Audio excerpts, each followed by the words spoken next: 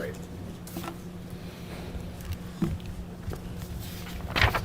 Thank you, everybody, for being here today. I'm Andrew Scott. I'm the chair of the Portland School Board. And I'm just going to give a couple brief remarks, and I'm going to then turn it over to some other folks who are going to talk a little bit about what we did today. So I just want to say thank you to everyone who showed up today. This is a really important topic and something that is near and dear to the school district. And as the violence in our community has begun to affect our kids, it's something that we're really focused on. And the people in this room that we asked to come here today are obviously really focused on this as well, not just for our youth, but for the entire community. We just had a very productive conversation. The goal here today was to brainstorm some ideas, to identify some short-term things that we can do right away, and then talk about continuing the conversation in the long run as well, and talk about some potential interventions that are going to positively impact our kids and the community overall. With that, I'm going to now turn it over to Superintendent Guerrero, and then we're going to hear from some of the other elected officials in the room, and then I think we're going to open up for questions. So, Superintendent Guerrero. Great. Thank you, Chair Scott. Good morning, everyone. Thank you for joining us. As you know, despite many proactive efforts as a school system to improve the physical safety and security of our schools, the city's gun violence, unfortunately, has now reached our doorsteps. With a sense of shared responsibility, the Portland Public Schools stands ready to collaborate on exploring all potential strategies and proactive solutions aimed at addressing this crisis. We recognize that this compels us to urgently step up our efforts with our city and county public safety officials and partners, and many other community partners. Today's gathering is an example of that. We had a great conversation around getting a clear sense of the inventory of prevention, intervention, support, and the important role that law enforcement plays in this crisis. So I want to thank all of our elected and public officials who joined us this morning to explore how we can deepen our partnerships to address the many complex factors that endanger the safety of our children, youth, and families, as well as the dedicated adults who work in our schools. So as educational leaders, our ability to ensure a safe and positive school community requires a collective approach and coordination with public safety agencies. While this was a brief discussion, we identified some areas for immediate follow-up, and I know we will need to enlist many other partners and stakeholders to arrive at substantive solutions. I look forward to hearing further input from our students, educators, staff, and families to further understand the complexities of this issue, and along with PPS school board members, discuss what further strategies we can implement as a school district while partnering with local public safety officials to support broader community efforts. So I'm grateful for the group conversation today with our local leaders. I heard a shared commitment to continue dialoguing about and problem solving the issues impacting the safety of our neighborhoods and our school community. So with that up next, I'm going to turn it over to Mayor Ted Wheeler. Thank you. Thank you, Superintendent Guerrero, and thank you, Chair Scott.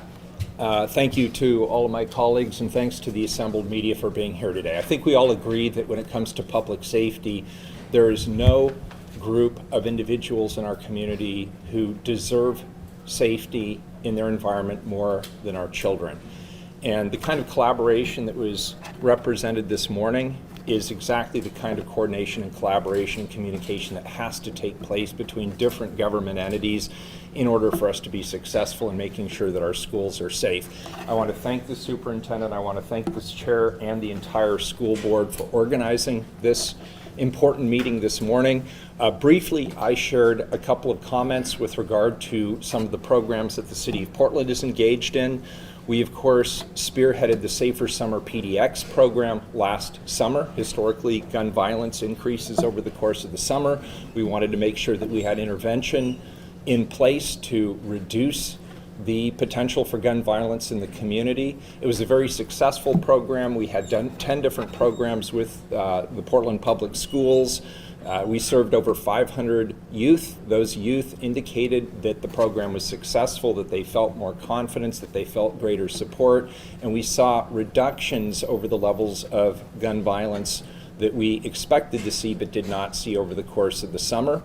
Additionally, we have just completed a request for proposals, an RFP, that has gone out The City Council has supported $5 million over the next 2 years to invest in what we call credible interveners. Those are individuals with credibility in the community who have connections to individuals in our community who might be engaged in or impacted by gun violence.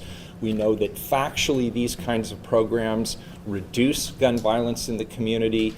We are expecting to significantly increase our credible intervener program at the City of Portland, and today we talked about some of the strategies on how we could work more closely with the county and the district attorney, the school district, and others to make those programs more successful. And then finally, we can't talk about public safety in the community without talking about police.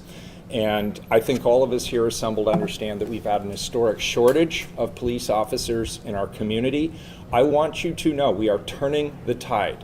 We are not having a problem recruiting police officers in the City of Portland. We had over 1,500 people apply to be police officers in the City of Portland last year. In 2022, we hired 71 new officers. That's the largest number of sworn officers that we've hired in many, many years. That does not include non-sworn staff that we've also been able to successfully recruit at the City of Portland. I did ask help from our assembled colleagues here in terms of our legislative agenda. One of the pinch points in terms of getting those recruited officers active on the streets is that they are required to have state training and state certification through the DPSST. And right now there is a shortage of academy slots. And so we have good applicants who've already been vetted, who've already been brought on board, waiting 4 or 5 months to be able to attend one of those academies. So I've asked the governor and I've asked the legislature. In fact, I've met with the governor on this. I met with our legislative delegation yesterday. I'm asking them to increase the number of slots that are available at DPSST. That'll not only help the Portland Police Bureau, but other law enforcement agencies in the metro area. And we are also asking for the possibility of being able to do academies here in our own region, because a lot of people are going from the metro area all the way down to Salem for that training. And since there's so many people doing it here, why don't we just have some of those academies right here, have them now, and get these folks on board who are committed to being Portland police officers. And of course, we talked about some of the interventions we're doing at the neighborhood level and around the schools, and the chief did a great job talking about some of the important follow-up that's been done by the Police Bureau as a result of some of the gun violence we've seen in the community, the focused intervention team, the enhanced community safety team around some of the investigative follow-up, and then just some of the personal touch that we've provided the Portland Public Schools and their leadership to offer whatever support we can potentially offer to help them reduce gun violence in their schools. Thank you.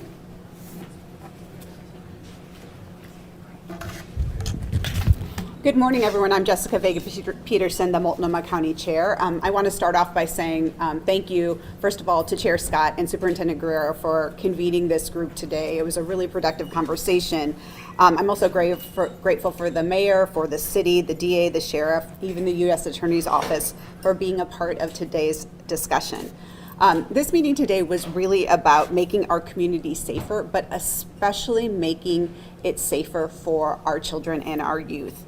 Their jobs are to grow, are to learn, and to thrive, but they're not able to do that with the threat and the reality of gun violence that we've been seeing in our community. It is our job as adults and leaders to work together to create that safety for them, and that was exactly what this morning was about. At Multnomah County, we are working on the issue of community violence and gun violence, both in upstream ways, being deeply invested in prevention through our work with early childhood programs, through the presence that we have in our Sun School programs, really in meeting young people and their families early and staying with them to build that stability that they need. We are present in our student health centers that Multnomah County runs in public schools systems, both for PPS as well as for the 6 school districts throughout the county. This is providing both preventative and the extremely necessary behavioral health care for students in need. We have 38 school-based health centers across the school districts, including 12 programs in PPS alone, 6 of which are culturally specific. But we are also deeply invested in the downstream work that is happening, working with deeply affected community members. That's including families that our behavioral health team at the county works with, made up of culturally specific mental health consultants, including the Black and African American community, the Latinx community, and our African refugee communities. This is providing mental health services to those who are directly impacted by gun violence through services that meet them where they're at in the community and in their lives. We also work deeply with investments through our juvenile services programs through the Department of Community Justice. We are working with the folks that are our clients there, but we are also working at the grassroots level with organizations, including 11 Black-led grassroots organization whose leaders are people who have been impacted or involved in community violence and violence prevention, who are doing deep engagement with community members who are at risk or engaged in gun violence. And in the conversations that we had this morning, one of the things that we've committed to working together is looking at these types of investments that are being made through county programs, through city programs, through school-based programs, and really making sure we're leveraging those investments the right way to make sure that they're having the impact, that we are reaching the community members, and that we are making progress on this issue. So that is the thing that I've took away that I was most happy about today, is that commitment to working together to make sure that the importance that we share around this issue, that has led to the investments that we're making, that we can make sure that those investments are building on each other, and that we're having the right communication to make sure that we are engaging with community members who need help across all of the work that we're doing at our different organizations. As an East County parent who lives in the Hazelwood neighborhood, I have seen the impacts of gun violence, the reality of gun violence in my community. It's this experience that really commits me to the work that we're doing today and knowing the way that is impacting our children. But I'm really optimistic and impressed by the dedication that we see here today to really make a bigger impact on this crisis going forward. And again, I thank everyone for convening this morning. Thank you. Okay, so at this time, we're going to take questions. Please state your name and your affiliation for the record. One question. If there's time at the end, we'll allow some follow-ups. First question. Yes, my question is for Police Chief Lavelle. Do we have any reason to suspect that some of these recent shootings might be gang-related? I won't speculate on that right now. We do feel like we have a good idea of some of the folks involved in this latest group of shootings. We've made some arrests as well. And I think, for us, we want to be a good partner. So we come in, we investigate. Our focus intervention team, enhanced community safety team have been really good at figuring out some of the involved parties, having good communications with folks from the school district, and helping us with our investigation. And that's kind of the role we've played up to now. But I won't speculate as to any particular groups or gangs. What's the plan regarding school resource officers? Sure. As an educator, when I think of school community safety, I think about a whole continuum of prevention, intervention, support, and of course we have to maintain a collaborative working relationship with law enforcement, public safety agencies. We're in the midst of continuing focus groups with our student leaders, educators, families, and we're continuing to gather their input around all of the elements that go into making sure there's a positive, safe learning environment. I want to make sure that we have a nuanced conversation about what that means. There are no panaceas or simple solutions here, but we're going to bring that input, and I know that our school board is going to consider, along with us, remain open to what all the possibilities are if we can get to a point in the conversation where we have clarity about what their specific role could or could not be on our campuses. So there hasn't been decision on that point specifically at this point. For the board chair. Name and outlet, please. Name and outlet. Simon Gutierrez, KPTV. Yeah. Following up on the superintendent's comments, what's your personal stance on school resource officers, and whether that's a valuable part of school in a safety sense, or whether that's an intrusion? I know it was championed by both the board and district leaders when SROs were removed from schools as a positive thing, but there's clearly a void in terms of public safety. So I think I'm going to actually echo what the superintendent said. We're engaged right now in conversations with the community. There are a number of focus groups that are scheduled coming up, which I'm really interested to hear from our parents, from our students, from other community members. The idea of having officers in our schools is one component, or one potential component of the larger public safety question. It's something we certainly as a district are open to. But as the superintendent said, I think really looking at what's the role, how do they interact, are they trained to interact with youth, and also making sure that if we do go down that road, we're really thinking about all the other aspects as well. And I think that's one of the things that I'll be honest, I'm a little frustrated. The conversation in the community seems to become very binary about, are you going to have school resource officers or not? One of the things about today's conversation is we covered a whole host of interventions and programs that are really going to help reduce violence. And so absolutely, it's a conversation that's happening. It's only one of many conversations that's happening right now. Do you think it was a mistake to remove them from schools? I think the decision that was made at the time was the right decision, and I think right now we're reevaluating and taking a look at whether that's going to be one component of a public safety approach. Elizabeth Miller, Oregon Public Broadcasting. So I have a superintendent. You mentioned through the conversation there were areas for follow-up kind of pointed out today. Could you talk about what some of that follow-up looks like and whether any of these plans might be implemented this school year? Sure. Well, as a school system, we're clear that there's a whole lot of folks and agencies having ongoing conversations about public and community safety. I think we identified a few spaces and tables where we can build in some tighter collaboration and communication. It won't surprise you to learn that we're oftentimes talking about the same youth and families in our community. And so part of the conversation really focused on, well, how can we be really strategic about how we case manage and support those individuals, and how do we combine our efforts? Because we might have some overlap there that maybe we can really be strategic about. So, I'm excited about that opportunity to really engage in some of that collaboration. So that's just an example. Can I jump in on this as well? Because this conversation was fantastic, and there's obviously a tremendous amount of work going on, in all the local governments around here. I think what was really useful for me was to hear about, when the mayor talks about the interveners, right? How are we helping connect some of the at-risk youth that we're aware of in the school district to the folks that they're funding? When we talk about sharing information, the county has a number of programs, right, directed towards at-risk youth, and we already have some really strong collaboration there. But the folks on the ground in our schools, the principals, the teachers, and families are often the ones who can really say, hey, here's someone who really could use some additional services, and are we making sure that we're getting that information to the folks who are running that? And then some of the existing tables that already exist, making sure that the school district is at those tables and able to sort of hear some of those conversations. So I think there are a lot of really immediate things that are going on, and I think one of the most important things is that this is not the only conversation we're going to have. This is the first of many, and so whether they're existing tables or reconvening this group, I think there's going to be a lot more to come in the future. For the superintendent, you identified some. Please. Thank you. Isabella Garcia from the Portland Mercury. My question's for County Chair, Mayor Wheeler, and the Superintendent. I'm curious, as we go into the upcoming legislative session, is gun control a priority in any of your legislative priorities for the county, city, and for the district?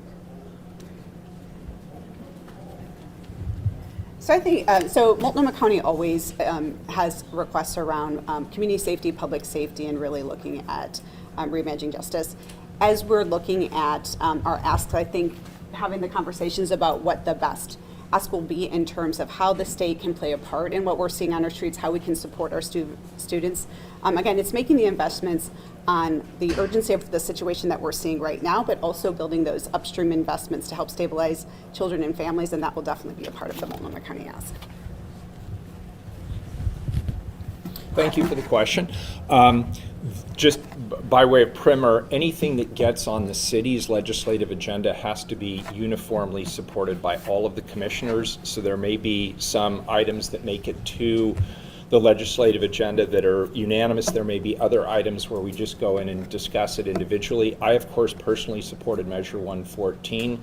The big question now is the implementation of Measure 114. I think I don't want to speak for everybody on my city council, but I would say many of us, including myself, would like to see the implementation of Measure 114, and I think that's probably the closest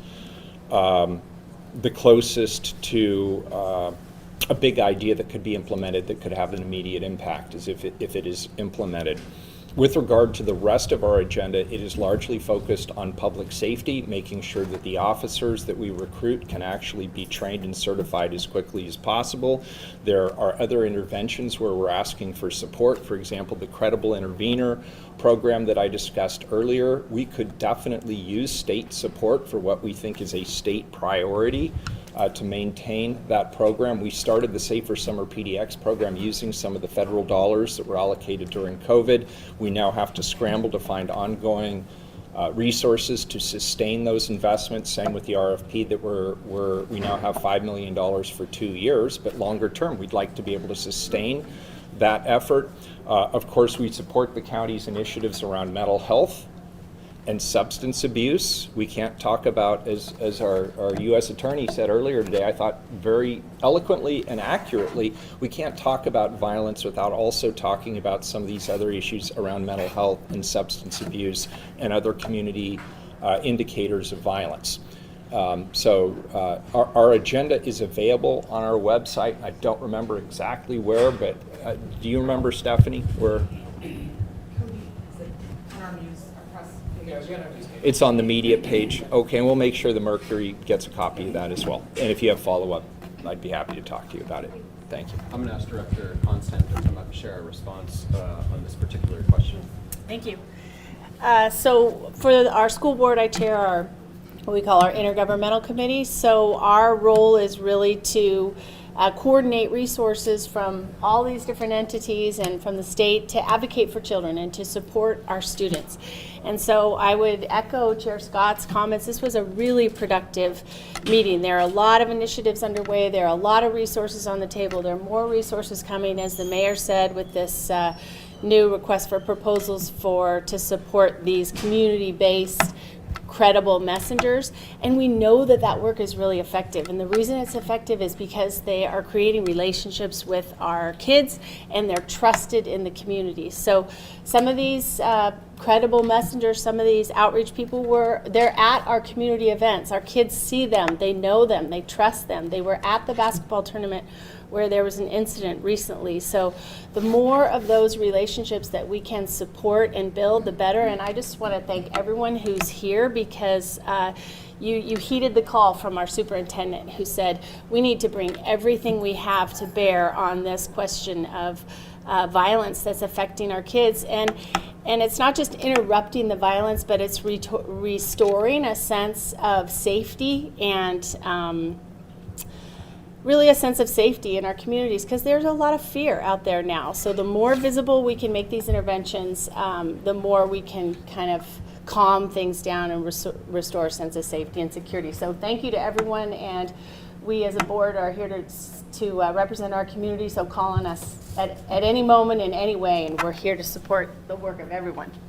So in regards to specific legislative advocacy, I was glad to hear a lot of our efforts are around engaging our youth in productive, constructive, positive, pro-social activities. An example of that is PPS offered the largest menu of summer programming, largely funded by one-time federal dollars. We'll be able to continue offering some scaled-down version of that this summer. But I know that Representative Denbrough, for example, is sponsoring, I believe, a legislative bill to support additional summer programming here in Oregon. I think that benefits all communities when our youth are involved in either academic supports or enrichment or being mentored by many of our community partners who are culturally specific from these communities. So we're hoping for some additional resources to maintain that. We did not hear of an incident where any of our youth involved in summer programming were involved in any other issues on the street. So we know that it's a helpful resource, and that's one example of advocacy that we're hoping the legislative electeds can be helpful with.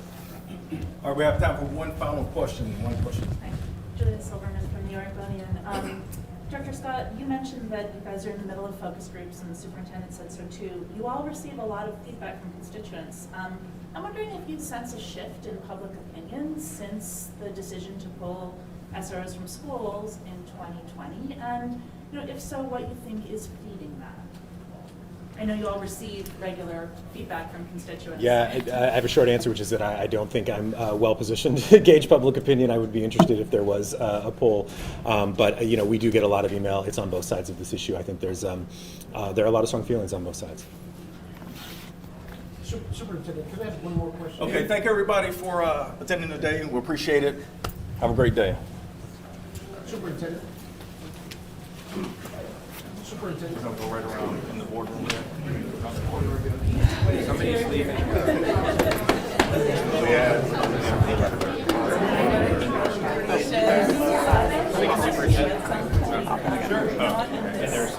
Who's got food video from upstairs?